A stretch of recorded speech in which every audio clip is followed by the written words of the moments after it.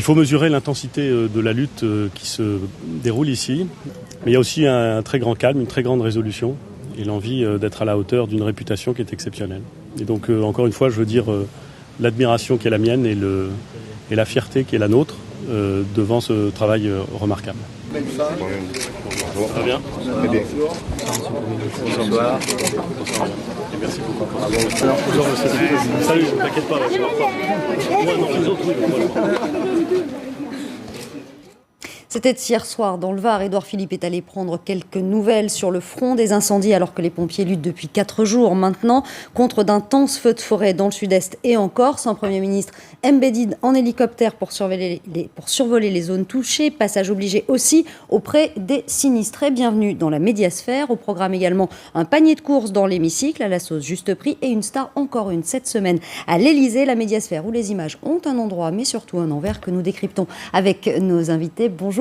Élodie Mielzarek, vous êtes sémiologue, spécialiste du langage verbal et non verbal et auteur de Déjouer les manipulateurs, c'est aux éditions du Nouveau Monde. Jackie Isabello, cofondateur de Coriolink. Zoé Cadio, vous êtes journaliste à Paris pour le Midi Libre et Jean Massier, youtubeur, fondateur de la chaîne Acropolis.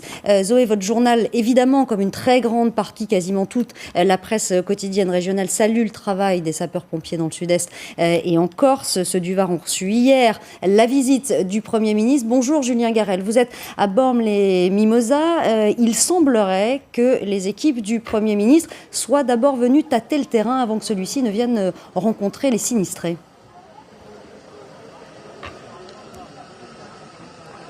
Oui, le Premier ministre Édouard Philippe qui s'est rendu ici même hier soir au gymnase Pierre Quilon dans lequel nous nous trouvons où plus de 900 personnes sont hébergées depuis le début des incendies. Alors la plupart des personnes que nous avons interrogées nous disaient que ils estimaient que le Premier ministre était tout simplement dans son rôle. C'est l'expression qui est revenue. Le Premier ministre qu'ils ont vu assez peu de temps, qui a été en quelque sorte l'attraction d'hier soir, mais attraction de courte durée puisque ça n'a duré qu'une poignée de minutes, le temps de serrer quelques mains. D'autres personnes étaient un petit peu plus tranchantes, un petit peu plus cassantes et regrettaient une opération de communication, une communication de circonstances. En tous les cas, la principale préoccupation, je peux vous le dire, des personnes qui sont hébergées ici, ce n'était pas vraiment hier soir la venue du Premier ministre, mais bien de savoir si oui ou non elles pouvaient rentrer chez elles, si elles allaient retrouver leurs affaires, leurs habitations et si les incendies, bien sûr, étaient maîtrisés. Julien Garel, merci beaucoup à Bormes-les-Mimosas. Vous êtes avec Johan Offray. On va d'abord regarder cette carte pour bien comprendre la situation sur place. Elle figure les différents foyers d'incendie contre lesquels luttent encore les pompiers et la sécurité civile. Plus de 7000 hectares brûlés déjà et 10 000 personnes évacuées qui dorment sur les plages ou dans les gymnases. Il semblerait qu'il y ait une certaine inquiétude quand même dans entourer l'équipe du Premier ministre avant qu'il ne se rende justement à la rencontre des sinistrés et qu'il ait envoyé ses équipes tâter le terrain. Fallait pas faire de faux pas. Oui, vous voulez dire qu'il pensait être mal accueilli parce que c'est vrai que ces derniers jours, de nombreux messages, et notamment émanant des organisations syndicales et même de la Fédération des sapeurs-pompiers, ont été énoncés dans les médias, rappelant que l'état de l'équipement des sapeurs-pompiers pouvait être inquiétant. Alors, comme on est dans un endroit de communication, c'est peut-être rappeler aussi que la France a une spécificité du volontariat, parce qu'il y a près de 200 000 personnes qui sont volontaires chez les sapeurs-pompiers, et c'est quelque chose qui se tarit ces dernières années. Donc peut-être les saluer, certes, tout le monde le fait, mais rappeler qu'ils ont besoin de volontaires, ils ont besoin que les entreprises s'organisent parce que les gens ont un deuxième job, et si c'est aujourd'hui qu'on peut le faire, ben voilà, leur donner ce petit coup de main, et puis rappeler que c'est pas qu'un métier de mec, hein. Il y a énormément de jeunes femmes entraînées qui aujourd'hui donnent du temps et avec beaucoup de talent et beaucoup de réflexion à cette profession. Alors, en termes de communication, quand on est homme politique, c'est vrai que c'est quelque chose qui peut être déroutant. Pourquoi ? Parce que, et Élodie le dira sans doute mieux que moi, parce que le feu est toujours quelque chose de difficile à manier. Hein, quand on fait une manif, par exemple, on dit toujours à un homme politique, attention de ne pas être derrière des pneus qui flambent. Donc, cette espèce de « je vous brûle, mais vous pouvez renaître », c'est compliqué à gérer. Et puis, le feu, il n'y a rien de plus terrible. Donc, c'est vrai que les gens sont dans un désarroi total. S'ils ont l'impression que les pouvoirs publics ont mal géré les choses, si les préfets remonte du mécontentement. On ne peut rien dire et on ne peut que prendre des coups. Donc on comprend bien que le cabinet du Premier ministre essayait de contenir et de maîtriser l'image du chef du gouvernement. De s'assurer en tout cas qu'il serait bien reçu. On va voir les images et on a entendu quelques mots prononcés par Édouard Philippe, notamment il parle à ce petit garçon en le tutoyant. Évidemment, des poignées de main, quelques bises aux enfants, des mots rassurants. C'est un peu un exercice de style imposé malgré tout. Oui, tout à fait. Ce qui est très intéressant, bon après, il y a la personnalité d'Édouard Philippe, c'est vrai qu'il est assez charismatique, il y a la façon dont son corps évolue dans l'espace, il est grand, voilà, donc il y a quelque chose qui est assez charismatique. En même temps, ce qui est intéressant chez lui, c'est l'accessibilité que l'on peut voir à travers les mots, parce que finalement, il utilise un langage qui est plutôt courant, qui n'est pas celui d'Emmanuel Macron, où justement, on avait beaucoup parlé de la façon dont il utilisait le langage et parfois des expressions qui étaient peu connues et plutôt anciennes. Chez Édouard Philippe, c'est tout à fait différent. Il y a quelque chose qui est de l'ordre de l'accessibilité, en même temps quelque chose qui est qui met à distance parce qu'il y a cette dimension charismatique. Là, il est malgré tout, comme vous le dites assez justement, dans un exercice de style imposé, ce que je trouve très intéressant, et votre reporter l'a signifié. Finalement, on sent bien que ce qu'il appelle la communication de circonstance fait partie d'une orchestration symbolique, et on sent bien aujourd'hui que pour les Français qui sont beaucoup moins passifs que ce qu'ils étaient avant dans la manière de recevoir les images, voilà, il y a quelque chose qui est de l'ordre du on nous aura pas, là effectivement on sent bien que c'est mesuré, c'est calculé, et que effectivement quelque part quand ils sont trop dans l'exercice officiel, bien c'est quelque chose qui leur est reproché. Alors moi je suis pas dans le jugement de valeur, je sais pas si c'est bien ou si c'est pas bien, mais en tous les cas c'est quelque chose qui est observable, et que visiblement cette vague qu'on a eue de vouloir être dans l'authenticité, la transparence, qui est quelque chose qu'on a beaucoup vu lors de la campagne, bien c'est un mouvement de fond que l'on retrouve, et aujourd'hui les images, lorsqu'elles sont officielles, elles sont presque un peu suspicieuses, et ça c'est quelque chose qui est vraiment lié à une tendance de fond et qui est très, très intéressante. Et vous parliez des mots d'Emmanuel Macron qui a tweeté 2 fois. Un premier tweet, admiration et courage pour celles et ceux qui luttent sans répit contre le feu, et puis alors on ne sait pas s'il s'est 18, j'ai oublié de le dire, et plein de soutien à celles et ceux obligés de quitter leur domicile. C'est venu en 2 temps, ça aurait pu être fait d'une seule traite. Oui, mais c'est aussi une manière, je pense aussi, pour occuper le terrain, parce que c'est très difficile aussi d'intervenir sur ce type d'événement, parce qu'on ne le maîtrise pas du tout, comme le soulignez. C'est le feu, on sait quand est-ce que ça démarre, mais on ne sait pas réellement comment ça va se terminer, et l'épisode. Et puis on a vu aussi qu'on pensait qu'à un moment l'incendie allait se calmer en début de semaine, et on a vu que c'était reparti à cause du Mistral. Donc il y a tous ces événements naturels, et c'est très marrant parce que vous parliez tout à l'heure aussi de l'image et des mots qu'on utilisait, mais il y a Jupiter et Zeus, qu'on le veuille ou non. Donc, il y a toute cette communication qui est difficile à gérer par rapport à la réalité factuelle. Et puis, tout à l'heure, on parlait aussi, vous soulignez aussi ce phénomène, les pompiers, il y a des pompiers professionnels, mais il y a aussi beaucoup de bénévoles. Mais les pompiers, c'est aussi la sécurité civile. Et ils récupèrent aussi, ils ont aussi un problème de recrutement, puisque aujourd'hui, dans la société d'aujourd'hui, on est plutôt vers l'individualisation et non pas plutôt vers l'ouverture vers les autres. Et voilà, donc il y a vraiment, je pense, un phénomène peut-être à observer et susciter de nouvelles vocations par rapport à ça. Alors d'où les mots peut-être, ces mots d'admiration prononcés par Édouard Philippe. En même temps, il pouvait difficilement dire autre chose. C'est très compliqué ce type d'exercice de communication, et Édouard Philippe est dans son rôle. Clairement, il est dans son rôle, dans tout ce qu'il y a de plus régalien du chef du gouvernement, qui vient sur le terrain constater l'effectivité du service et féliciter les volontaires du service civique et les fonctionnaires. Je comprends aussi que le cabinet d'Édouard Philippe fait attention à là où il met les pieds, puisqu'effectivement, là, on va voir des gens qui sont démunis, qui sont à la rue. Qui sont dans une situation de faiblesse et de demande et d'aide. Et qui n'ont pas particulièrement envie de voir des hommes politiques en ce moment. Surtout après un an de campagne électorale, où on a vu les hommes politiques dans leur costume de prometteurs, de personnes qui nous apportent, qui nous promettent beaucoup de choses. Là, c'est probablement l'un des premiers déplacements du chef du gouvernement dans son rôle de chef, précisément, et non plus de candidat, de promesse, de mise en place du quinquennat, etc. Donc c'est assez normal qu'on y aille un petit peu à tâtons du côté du gouvernement, et ce type de déplacement, il va falloir s'y habituer, il va y en avoir de plus en plus, et jusqu'à présent, je trouve que Édouard Philippe s'en sort relativement bien. Ce qui s'en sort bien, c'est qu'il faut savoir aussi, c'est que Gérard Collomb l'a précédé. Il est allé en Corse, Gérard Collomb. Et qu'il a fait des annonces, et qu'on avait l'impression que c'était un nouveau coup de pouce qu'il annonçait aux pompiers visiter notamment les 6 Canadair, et il s'est avéré que c'était déjà des promesses qui avaient été faites, donc il y avait une attente vis-à-vis de ça, et on a eu l'impression qu'une nouvelle fois, il y avait plus de la politique politicienne plus que de la réalité et répondre aux attentes des gens. Gérard Collomb qui était dans le Var également avec Édouard Philippe hier, on a vu et revu ces images d'Édouard Philippe notamment, Élodie, je voulais vous demander, dans cet hélicoptère, il a des expressions du visage qui sont assez particulières et assez étonnantes, presque par moments. Il regarde les flammes comme avec un sentiment d'impuissance. C'est tout à fait ça, effectivement. Alors, presque à un moment, il m'a semblé, mais c'est peut-être la fatigue. Il faut toujours faire attention aux biais d'analyse, donc il faut garder ça en tête. Mais effectivement, je me suis même demandé, à un moment donné, j'ai eu l'impression qu'il était ému, qu'il y avait quelque chose qui se passait au niveau du regard. Et effectivement, autour de la bouche, des items aussi assez forts, avec une bouche en U inversée, quelque chose qui est de l'ordre du dépit. Et effectivement, de l'ordre de l'impuissance, quelque chose qui est très... avec des items très négatifs qu'on voit aussi autour des yeux. Et ce qui est intéressant, parce qu'on a beaucoup parlé de l'amateurisme au sein justement du gouvernement.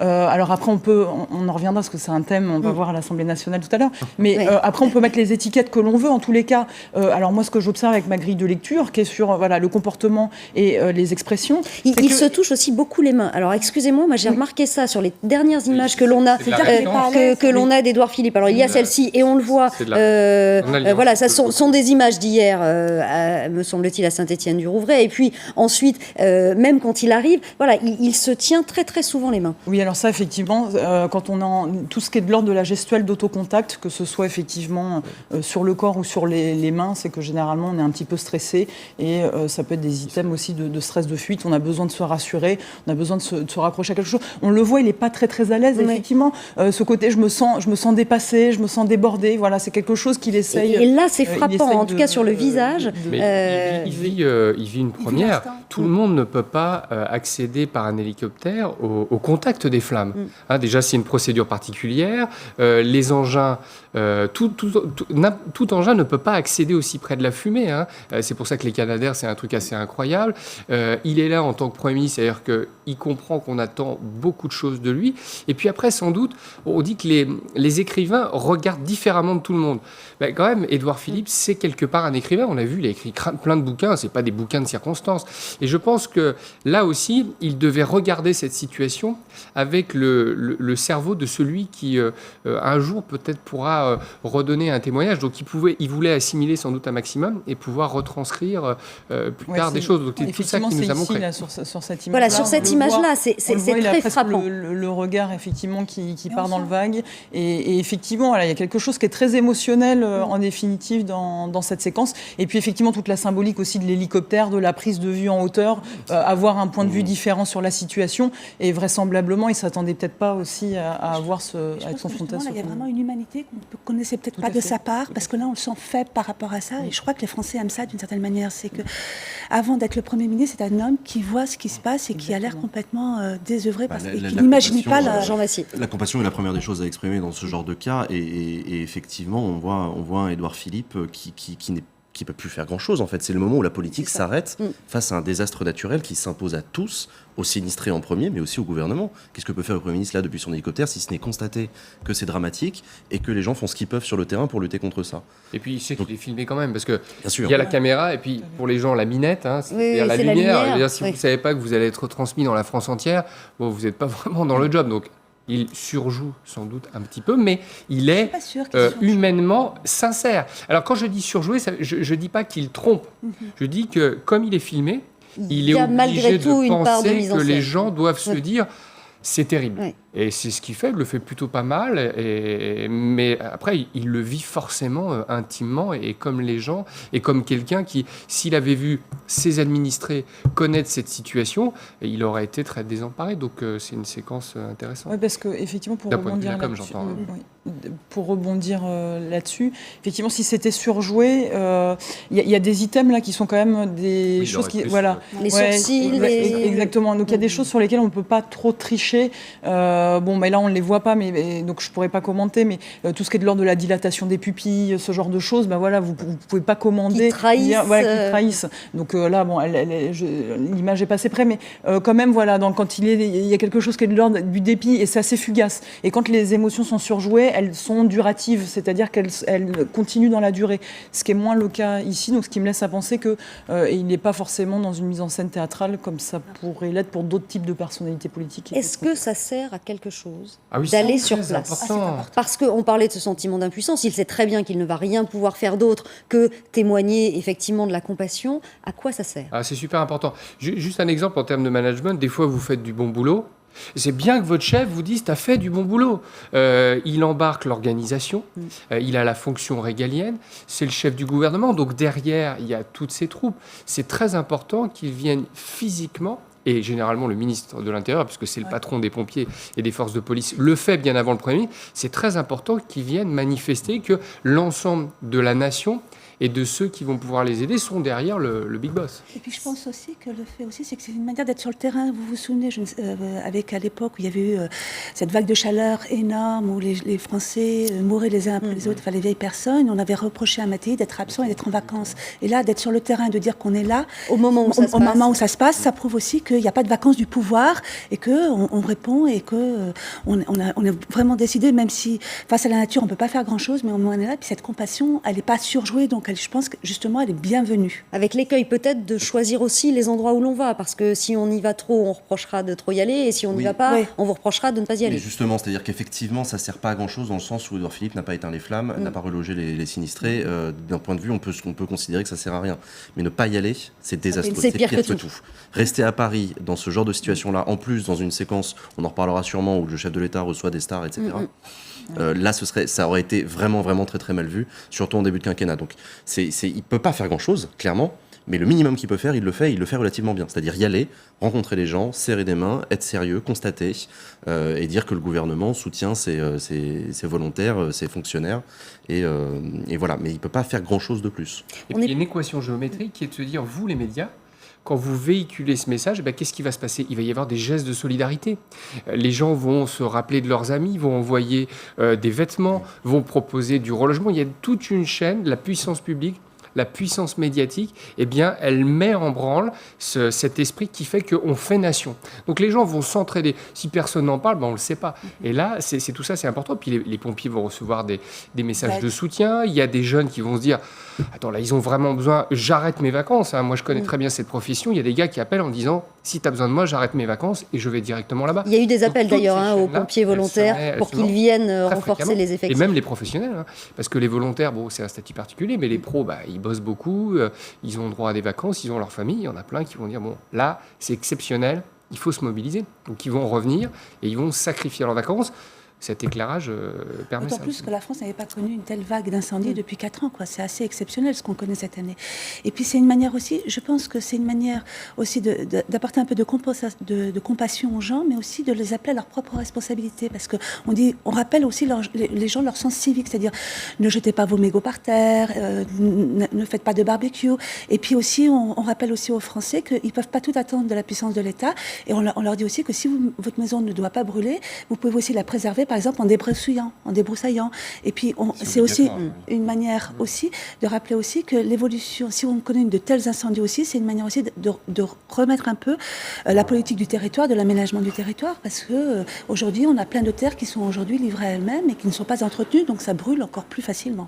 Alors il y a ces messages. Oui. Effectivement, c'est le genre de séquence, ça a été évoqué très rapidement, qui peuvent servir de prétexte pour faire ressurgir les problèmes financiers d'équipement.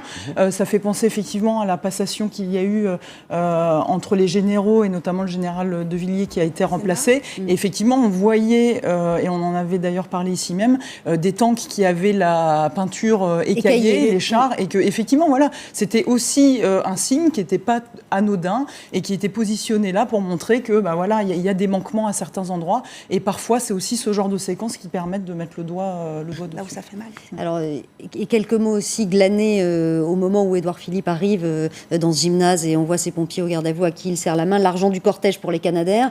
C'est aussi l'écueil, c'est le risque, c'est d'être interpellé. Oui, parce qu'ils ont annoncé des choses que Bernard Cazeneuve, en tant que ministre de l'Intérieur, avait déjà annoncées, et puis ils vont les avoir dans 6 ans, les Canadair. Là, le problème qu'ils ont aujourd'hui, ils ont un problème de logistique, c'est-à-dire qu'ils ont des pièces qui n'arrivent pas à temps, donc ils ne peuvent pas assurer les rotations maximales. Un avion comme ça atterrit, ça décolle 15 fois dans une demi-journée.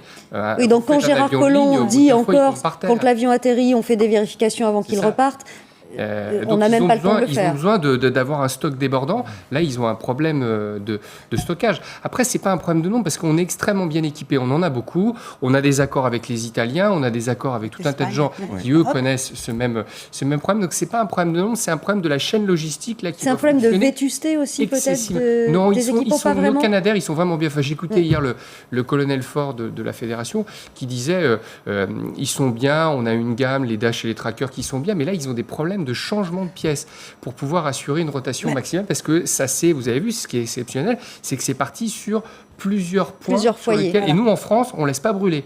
Vraiment, on essaie de contenir tout de suite. Voilà. Non, mais ce qui est intéressant aussi, c'est qu'on voit aussi ce problème au niveau des Canadair, c'est que ça remet aussi le problème aussi de certaines sociétés qui les réparent et qui sont complètement en flux tendu.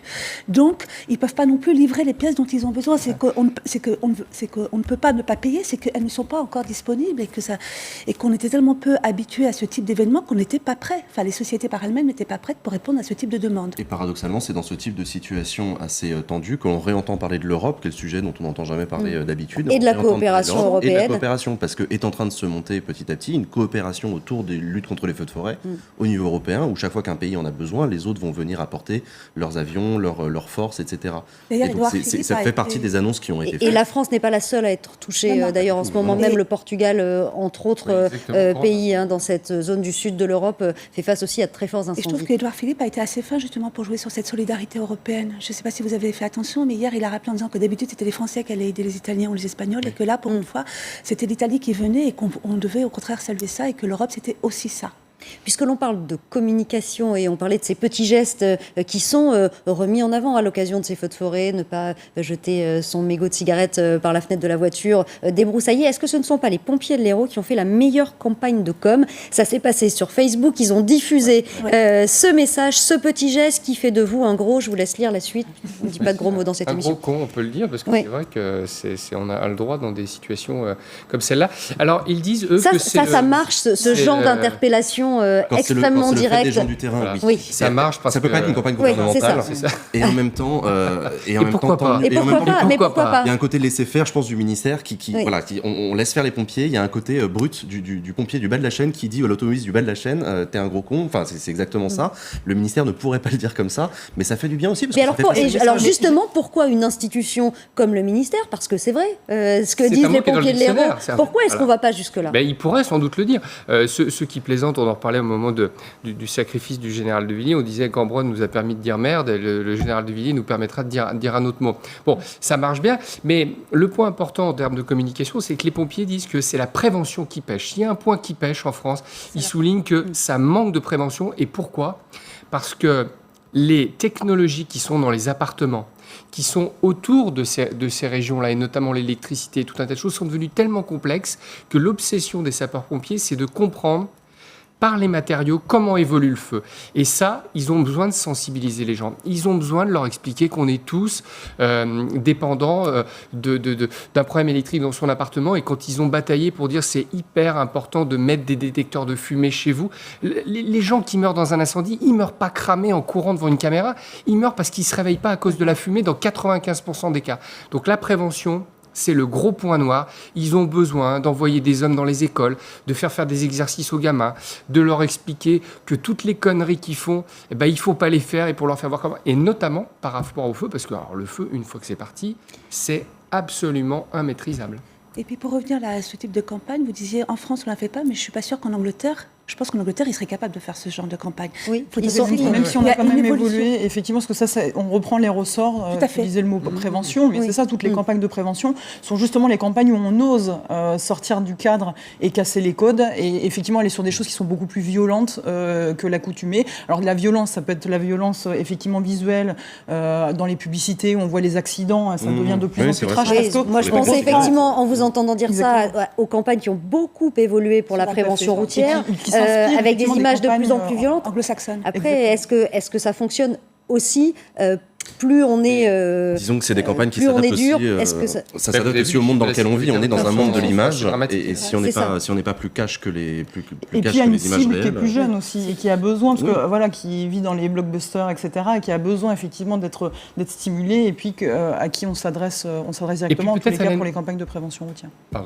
Juste pour répondre un peu plus à votre question, parce que les professionnels de la communication, là, c'est une campagne d'amateurs. Oui, mais qui est très bien faite. Mais elle est superbement faite, et mon propos n'est pas discourtois. Mais c'est de dire, parce que les professionnels savent juste avec des images générer le fait chez le récepteur que c'est une attitude de gros con.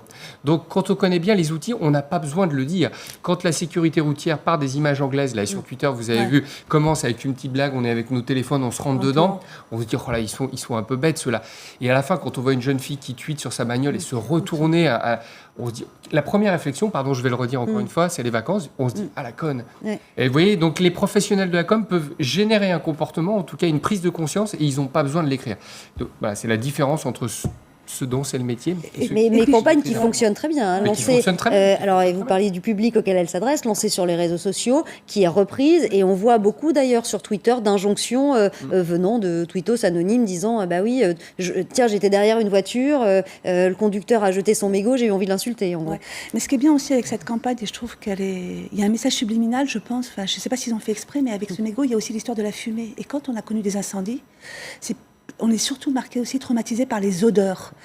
Donc, c'est une manière aussi de réveiller un petit peu ce sentiment-là que tout ça peut s'écrouler et prendre feu en quelques minutes. Parce que la fumée, c'est le souvenir qu'on garde. Quand on a été très proche du feu, c'est pas forcément le souvenir, c'est pas les flammes des flammes. Mais clairement, il y a quelque chose de très sincère et spontané dans cette campagne, qui n'est même pas une campagne en fait. C'est un photomontage qui a été fait par un pompier épuisé à la fin de la journée, qui balançait sur son Facebook, et il résume en une phrase et en une image des années de prévention anti-incendie avec une efficacité assez remarquable. Donc, voilà. Et comme ça vient du terrain, eh bien, on le reprend. Alors si l'État faisait une campagne et à chaque fois mettait un mot grossier, au bout d'un moment on dirait bon, vous avez peut-être d'autres façons de le faire. Donc c'est aussi pour ça que la puissance publique ne peut pas s'approprier cette mécanique-là. Mais quand ça vient de quelqu'un qui l'a vécu, c'est tellement authentique et puis surtout on lui accorde le bénéfice de l'expérience. Eh bien on le reprend à notre compte et on s'engage, on le retweet, on l'affiche, on le poste. Oui, puis c'est vrai que l'image est forte. On est quand même à un premier niveau d'interprétation, parce qu'effectivement, voilà, le message, c'est ce que tu disais, est tout à fait explicite et non pas implicite. Mais ça, ce qui est intéressant, c'est aussi le petit jeu de rhétorique avec ce petit geste et l'oxymore de gros con. Donc il y a quand même quelque chose qui est à la fois très explicite, très brut, et puis en même temps, voilà, elle fonctionne bien parce qu'il y a quand même un minimum de ressorts rhétoriques. Une campagne donc pour la prévention de ces incendies, on le rappelle, qui ravagent actuellement le sud-est de la France et la Corse. Plus de 7000 hectares brûlés et 10 000 personnes évacuées pour l'instant. Et on a beaucoup commenté ces images d'Édouard Philippe qui était hier dans le Var auprès des sinistrés et auprès évidemment des équipes de secours. On revoit ces images avec le survol notamment de ces zones incendiées et ravagées par les flammes en hélicoptère. Ça, c'était donc hier soir dans le Var, et un peu plus tôt dans la journée, Édouard Philippe était à l'Assemblée. Il se passe décidément toujours quelque chose en ce moment à l'Assemblée nationale. Happening hier orchestré par les députés de la France Insoumise. Ils étaient allés faire leurs courses avant d'entrer dans l'hémicycle. J'ai fait des courses ce matin, monsieur le Premier ministre, elles sont là. Et voilà ce que vous supprimez tous les mois par les plus démunis. Le président Mélenchon vous le montre. Elles sont à votre disposition et aussi à la disposition de la députée Aupetit. Voilà, en même temps, monsieur le ministre, votre politique, c'est s'en prendre aux plus pauvres et rendre aux plus riches. Poursuivez, monsieur Corbière. Donc je vous pose ma question, monsieur le Premier ministre. Serez-vous le Premier ministre d'un gouvernement au service des nouveaux riches qui fabriquent des nouveaux pauvres? Quant aux commissions pour 5 €, elles sont à votre disposition. Merci, monsieur Corbière. Voilà, dans le panier, il y avait du riz, des pâtes, de la sauce tomate, des haricots verts. Là encore, et un Édouard Philippe extrêmement réactif et expressif. Alors, on est plus sur quelque chose de l'ordre de la moquerie ou de la distance, mais ça se voit vraiment sur son visage. On voit ce qu'il pense, en gros. Oui, alors, ce qui est intéressant aussi, c'est l'usage le président Mélenchon et monsieur le ministre, qui permet aussi, à travers les mots, de bien marquer la hiérarchisation et de bien remettre en place, entre guillemets. Oui, en ce moment, c'est vrai qu'à l'Assemblée nationale, voilà, ce sont des épisodes, tu me non. Effectivement, il y a beaucoup de matière et voilà, c'est très intéressant de voir ces échanges-là. Ce qui est intéressant, c'est qu'on a l'impression que le cassage de code, entre guillemets, commencé par le mouvement En Marche, eh bien, continue. Alors, jusqu'à ce que... Alors, c'est les Insoumis qui prennent leur lait ? Alors, eux, ils se positionnent effectivement en opposition totale, directe, frontale. Et alors, ils vont jusqu'à surjouer, puisqu'on parlait de ça, d'une mise en scène théâtrale, pour effectivement marquer les esprits. Attention, parce qu'au bout d'un moment, ça pourrait devenir... Exactement, ça pourrait devenir tout à fait lassant et il pourrait tomber dans la caricature. Oui, mais le coup de com', il est bien joué. Mais pour l'instant, de venir avec son panier de courses et de montrer, voilà, avec 5 €, voilà ce que j'ai dans mon panier et je peux manger pendant 3, 4, 5 jours. Aussi, c'est parti du net, cette histoire de pâtes. Alors, je rappelle quand même que cette séquence, elle fait suite à l'annonce de la baisse par le gouvernement des aides pour le logement, des APL, qui se concrétisera par 5 € de moins par mois, notamment pour les étudiants qui touchent ces APL, pour que l'on sache de quoi on parle. Oui, parce qu'en tout, il y a 6,5 millions de personnes qui touchent les allocations en France. Et il y a 3 types d'allocations, il faut quand même le rappeler. Les APL, les allocations pour les parents isolés et une autre, je ne sais plus, j'ai un trou. Effectivement, il y a 3, voilà, donc, il est vrai aussi que si on parle aussi beaucoup des étudiants qui sont à peu près 800 000 bénéficiaires. Parce que ce sont aussi eux qui se sont fait le plus entendre. Voilà, et puis il faut revoir aussi la sortie qu'a eu un des députés de l'Eure, Claire Petit, qui leur a demandé d'arrêter de pleurer et ça a été effectivement vous qui suivez, vous les suivez, Jean Massier, ces séances à l'Assemblée pour les décrypter, pour nous aider à mieux les comprendre. C'est un peu comme ça tous les jours quand même. Là. C'est pas un peu comme ça tous les jours. Là, clairement, la France Insoumise a voulu faire le coup de com'. La stratégie du coup de com', c'est-à-dire qu'on ne s'adresse pas au Premier ministre, on s'adresse aux caméras. C'est clairement aux gens qu'on parle, en leur montrant nous sommes, nous, les représentants des étudiants qui galèrent. Voilà. Et ils ont voulu faire le jeu politique de l'éruption du réel dans tout ce que l'hémicycle de l'Assemblée a d'un petit peu irréel, détaché de la réalité. On rapporte la réalité, on la montre, et voilà ce que ça représente, vos 5 € sucrés par mois. Pour un étudiant, c'est concret, c'est cohérent, etc. En violation des codes de l'Assemblée, parce qu'on n'a pas le droit de venir avec de la nourriture dans l'hémicycle. Le problème de cette stratégie du coup de com' permanent, que la France Insoumise, en tout cas le groupe des Insoumis, a l'air de vouloir jouer en ce début de quinquennat en tout cas, c'est une stratégie qui a été celle, par exemple, de Nicolas Dupont-Aignan pendant des années, de toujours faire le coup d'éclat, de jouer le buzz, de jouer le passage dans le quotidien d'Yann Barthès, etc. Le problème de cette stratégie-là, c'est qu'effectivement, elle s'use à force et elle ne fait pas le jeu du Parlement, elle ne fait pas le jeu du parlementarisme et du débat, de l'échange et du débat politique. C'est le jeu du coup de com' contre coup de com'. Donc, on ne peut pas reprocher d'un côté à Emmanuel Macron de jouer la com' en permanence, en recevant des stars à l'Élysée, etc., et en même temps faire de la com'. Donc, il y a un moment où cette stratégie a une limite. On va écouter ce qu'a répondu... alors, c'est pas Édouard Philippe qui répond, c'est Gérald Darmanin. Il est bien déraisonnable de parler comme vous le faites, si vous me le permettez, quand on connaît les difficultés de nos concitoyens. Et je n'ai pas de leçon à recevoir, ni aucun membre du gouvernement, sur le travail que nous allons faire pour les plus faibles.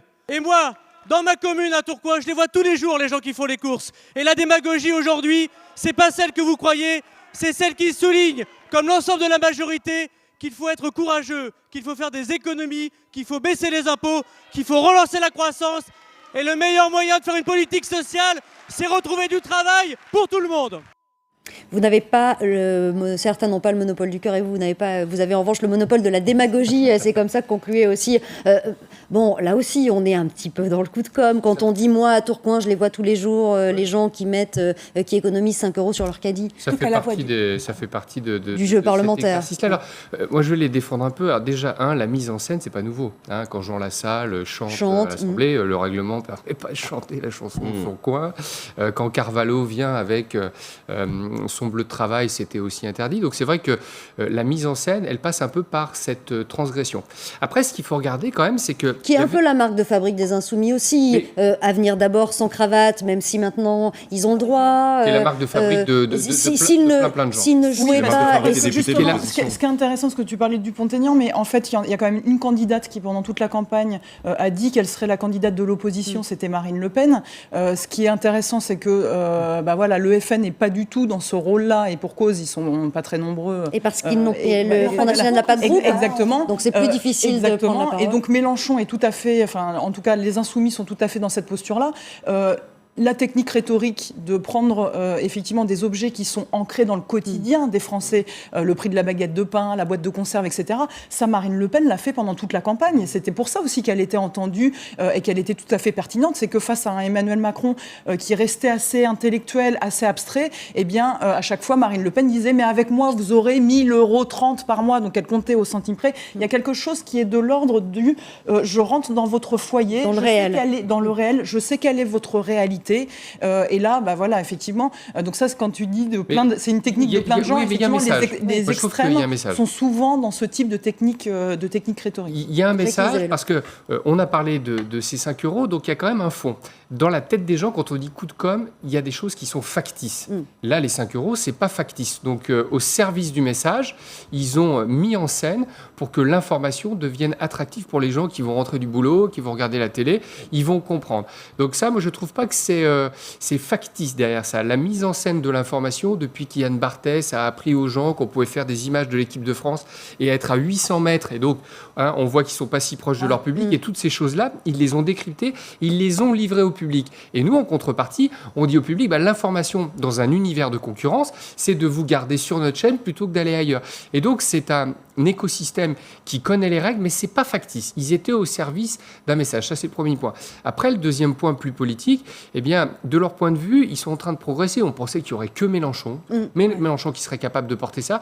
On voit qu'il y a le député Quatennens, il y a Corbière qui prend sa place. Donc, ils ont une équipe de gens qui sont plutôt bien intellectuellement composés et qui sont capables de porter la contestation. Et ça, c'est assez pas mal. Bon, après, moi, la question que j'aurais eu envie de leur poser, c'est les agriculteurs auraient dû regarder c'est quoi comme produit, est-ce que vraiment pour 5 € on peut s'acheter ça, et puis est-ce que ce sont des produits français pour faire vivre un peu la polémique. Et là ça aurait été intéressant, moi j'aurais bien aimé. Alors ce sera peut-être la prochaine étape avec celui qui sortira le ticket de caisse et l'origine des produits. Mais ce qu'il faut reconnaître aussi à la France Insoumise dans l'hémicycle, c'est que qu'est-ce qu'il leur reste d'autre comme espace que ce type de coup d'éclat? Rien. Ils sont totalement muselés par la majorité En Marche, qui refuse l'ensemble de leurs amendements, qui ne veut pas les entendre, et ils se retrouvent totalement démunis dans le rôle des députés minoritaires. Et un député minoritaire ne peut rien faire d'autre pour exister que tenter le coup d'éclat. Et donc c'est terrible, mais ils sont... Jean-Luc Mélenchon, qui pendant toute la campagne a été l'égal d'Emmanuel Macron en candidat face aux Français, se retrouve démuni à ne rien pouvoir faire d'autre que montrer la réalité de la politique d'Emmanuel Macron à la télévision. Donc, et ce sera le mot de la fin. Merci beaucoup à tous les quatre. Vous restez avec nous sur LCI.